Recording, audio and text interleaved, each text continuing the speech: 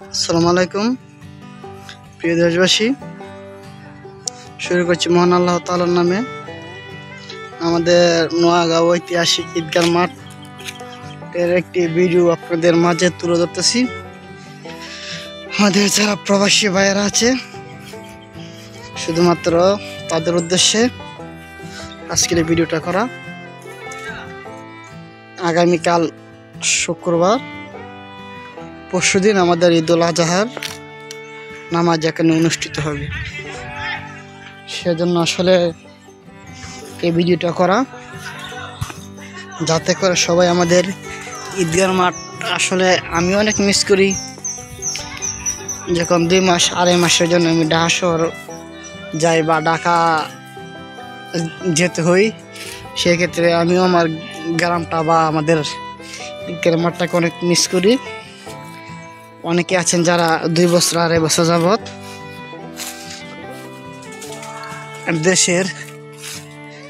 দেশ ছেড়ে প্রবাসী আছেন, অবশ্যই তারা তো আর একটু বেশি মিস করবেন। সেজন্য আমি ভিডিওটা আপনাদের মধ্যে তুলে ধরার চেষ্টা করতেছি।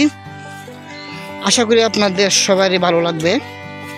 কারণ অসাধারণ আমাদের ঈদগাহ মাঠটি, খুব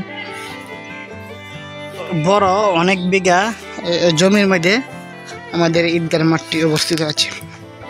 আসলে আপনাদের সামনে যে কথা বলতেছি, আমার কথা বলার কোনো মন মানসিকতা নাই, কারণ হুট করে ঢাকা থেকে আসার ক্ষেত্রে চোখের মধ্যে কি একটা জানি একটা জিনিস পড়লো, চোখে অনেক জ্বালা যন্ত্রণা করতেছে।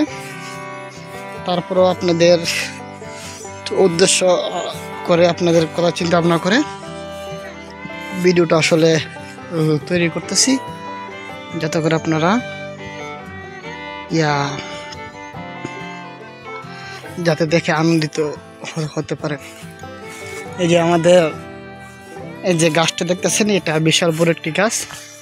এই গাছটি বহুত বছর আগের আমাদের যারা পূর্বপুরুষ আছে, মানে আদি পুরুষ, তারা কেউ একজন রোপণ করে গেছিল বা গাছটা এমনিতেই হয়েছে, এরকম একটা প্রচারিত আছে। গাছটা অনেক বিশাল বড় একটি গাছ, বুঝছেন? গাছটি বিশাল বড় একটি গাছ। আপনাদের যারা আমাদের গ্রামবাসী আছে তারা অবশ্যই জানে বা গাছটা দেখছে। আর অনেক সুন্দর একটি পরিবেশ। আমাদের গ্রামটা আসলে বিশাল, আমাদের গ্রামের মধ্যে বিশাল একটি মাঠ অবস্থিত। সেই ক্ষেত্রে আমরা অনেক গর্বিত যে এরকম একটা গাছ আমাদের গ্রামের মধ্যে আছে। আর মাঠটা অনেক সুন্দর একটি মাঠ। আগামীকাল শুক্রবার, পরের দিন শনিবার আমাদের ঈদুল আজহার এই মাঠে অনুষ্ঠিত হবে। দেখবেন যে হাজার হাজার মানুষ এখানে একসাথে মহান আল্লাহ তাআলাকে রাজি খুশি করার জন্য নামাজ আদায় করবে। এটা আসলে বিশাল বড় একটা জিনিস। হাজার হাজার মানুষ একসাথে বসে নামাজ আদায় করাটা, এটা বিশাল বড় একটি সুযোগ আর বিশাল বড় একটা পাওয়া। এই যে আমাদের ঈদগাহ যেখানে উজহানা, অবশ্য এটাকে হয়তো কিছুদিনের আগে মেরামত করা হয়েছে। এটা আগে অনেক ভাঙাচোরা ছিল, এটাকে মেরামত করা হয়েছে খুব সুন্দরভাবে। এখন বর্তমানে এটাকে টাইচ করছে, আগে টাইচ ছিল না, খুবই ছোট একটা ছিল, এখন এটাকে টাইচ করা হয়েছে। এখনো বর্তমানে কাজ আরো চলমান আছে। আমাদের ঈদগাহ মাঠটা মাশাআল্লাহ এখন অনেক সুন্দর হয়েছে। আর দেখতেছি এটা আসলে কে তৈরি করেছে, সাইদুল পুকুর হালন। আপনারা দেখেন যে এটা কেটা তৈরি করেছে। কাজের নাম নোয়াগাঁও ইসলামাবাদ পুকুরঘাট উন্নয়ন প্রকল্পিত, মূল্য 20 লাখ, চুক্তি মূল্য কাজ শুরু তারিখ 2/7/25, কাজটি সমাপ্ত তারিখ 5/25। বেশি দিন হয় নাই যে কাজটা শেষ হয়েছে, দেখছেন, এটা একটা অধিদপ্তর থেকে এসেছে, সরকারি অধিদপ্তর থেকে আসলে আমাদের ঈদগাহ মাঠের কাজটা হয়েছে। আর ঈদগাহ মাঠের চতুর্পাশ এটা হয়েছে,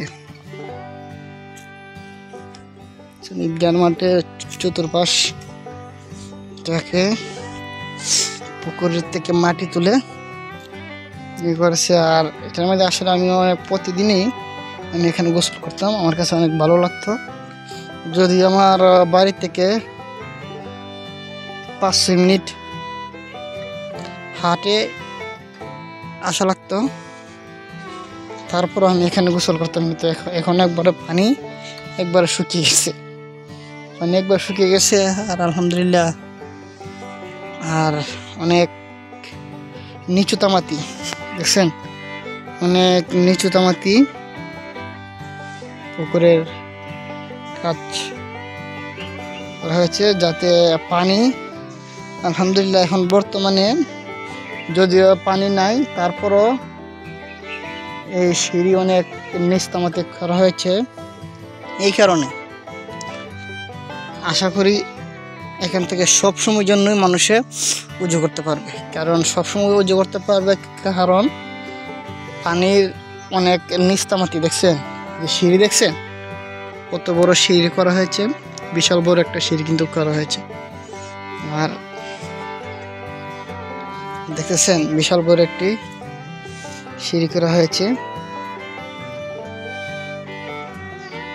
আমাদের ঈদগাহ মাঠ এর কাজ খুবই উন্নত করা হচ্ছে আস্তে আস্তে। আসলে সবাই আস্তে আস্তে যুগের পর যুগ যাবে ইনশাল্লাহ। আস্তে আস্তে যারা পরবর্তী প্রজন্মে আসবে তারা আরও অনেক স্পেশাল বা অনেক স্মার্টভাবে কাজ করবে। এখন বর্তমানে যতটুকুই আছে আপাতত জন্য আলহামদুলিল্লাহ চলে, কিন্তু যদি একটু টাইস করতো উপরের মতো, যদি এভাবে একটু টাইস করলে তো আরও সুন্দর হতো। কিন্তু টাইস করলে আবার আরেকটা অসুবিধা আছে, কি টাইসগুলো একটু পিছলা থাকলে মানুষের উজু করার সময় পরে যাওয়ার সম্ভাবনাটা থাকতো। তাই যেভাবে আছে এভাবে ভালো, কিন্তু আর একটু উপরে কাজ করলে সবচেয়ে ভালো হয়। সব মিলেয়া আলহামদুলিল্লাহ এখন আগের থেকে পরিবেশটা অনেক ভালো হয়েছে, কারণ আগে পুকুরে দেখেছে নামাজ আদায় করতে গেলে তেমন একটা পানি হইতো না, এখন খুব সুন্দরভাবেই করা হয়েছে। কিন্তু আর একটু ভুল আছে ওদের, যদি এই জায়গাতে আরও দু একটা ফিলার দিত, তো ফিলার একটু কম দেওয়া হয়েছে, ফিলার একটু কম দিয়েছে। এই জায়গায় যে মাটিগুলো আছে মাটিগুলো তো সম্ভবত উঠে যাবে, যে মাটিগুলো আছে এগুলো তো ফানির দিয়ে আস্তে আস্তে গলে যাবে, মাটিগুলো উঠে যাবে। আরও যে একটা পিলার দেওয়াটা উচিত ছিল। দেখতেছেন যে মাটিগুলো আছে, মাটিগুলো কিন্তু উঠে যাওয়ার সম্ভাবনা আছে, যে মাটিগুলো আছে এগুলো উঠে যাওয়ার সম্ভাবনা আছে। আমি আপনাদেরকে আরো একটু কাছে যে দেখাইতেছি, যে এই জায়গাতে একটা দেওয়া উচিত ছিল, এই জায়গাতে একটা পিলার দেওয়া উচিত ছিল, কারণ এই জায়গাতে একটা দিছে, কিন্তু এই জায়গাতে যে মাটিগুলা দিয়ে তৈরি করছে, কারণ বর্ষাকাল আসবে বা অনেক কেয়ার সময় মাটিগুলা আস্তে আস্তে গুলে এখান থেকে আসতে পারে। সেই ক্ষেত্রে এই জায়গাতে একটা পিলার দেওয়ার মধ্যে একটা পিলার দেওয়া উচিত ছিল, এই জায়গাতে একটা পিলার আর এই জায়গাতে একটা পিলার দেওয়াটা উচিত ছিল, কিন্তু তারা দেয় নেই। তারা আসলে একটু করছে, কাজে ফাঁকি দিছে। কিন্তু আমার মনে হয় না যে সেটা বেশি দিন লাস্টিং করবো, একটা লাস্টিং করবো না, কারণ এইসব জায়গাতে একটু দেওয়ার দরকার ছিল। আর একটা হুটি বাবদ হুটি দেওয়ার দরকার ছিল, কারণ আরো মজবুত আরো স্ট্রং থাকতো। সে ভিডিওটা অনেক লম্বা হয়ে যাচ্ছে, আপনাদেরকে বেশিক্ষণ ওয়েট করতে দিব না। ইনশাল্লাহ ভিডিওটা এখানে শেষ করতেছি আজকের মতো। আর অবশ্যই আমার জন্য দোয়া করবেন, কারণ হুট করে ঢাকা থেকে আসার ক্ষেত্রে চোখে কি একটা জিনিস পড়ার পরে চোখে অনেক যন্ত্রণা করতেছে। সেই সবাই আমার জন্য দোয়া করবেন। আমি আপনাদেরকে আমার নিজের চিহ্ন আমি আপনাদের দেখাইতেছি। দেখেন আমি এখন বর্তমানে কি অবস্থায় আছি দেখাইতেছি। দেখছেন এমন একটা পরিস্থিতি নিয়েও আমি আপনাদের কাছে আমাদের ঐতিহাসিক ঈদগাহ ভিডিওগুলো আমি আসলে তুলে ধরতেছি। কারণ দেখেন চোখে আসলে একদিকে এই যে এই পাশের চোখটা, ডান পাশের চোখটা মধ্যে অনেক মানে কি যেন পড়ার ক্ষেত্রে আপনার চোখে অটোমেটিক পানি বাইর হইতেছে আর চোখ অনেক লাল হয়ে গেছে। তারপরও আমি আমার প্রবাসী ভাইদের কথা চিন্তা ভাবনা করে ভিডিওটা করলাম। আপনারা যতটুকুই দেখেছেন অবশ্যই সুন্দর একটি কমেন্ট করবেন, যাতে